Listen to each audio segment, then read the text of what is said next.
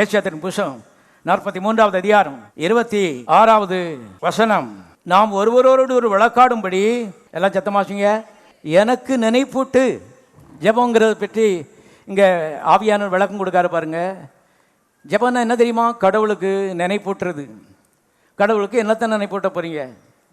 ஆமையோ, என் பிரச்சனையை நினைப்பூட்டாமல் வேறு என்ன பேசாத. என்ற பிரச்சனை நிறைந்த உலகத்தில் வாழ்ந்து விட்டோம் 30 வருஷம் 40 வருஷம்.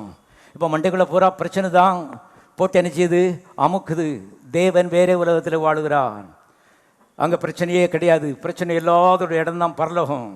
பரலோகத்தின் அதிபதி தான் நம்முடைய தேவன். அருமையானுடைய கவனிங்க. ஆகவே அவரை போல மாறும்படி கர்த்தர் நம்மை அழைத்திருக்கிறார்.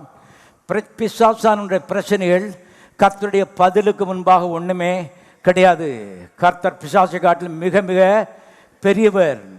அதனால வேதத்தில் எழுதப்பட்டிருக்கிறது, ஆட்டுக்குட்டியின் ரத்தத்தினாலும் சாட்சியின் வசனத்தினாலும் அவனை என்ன செய்தார்கள்?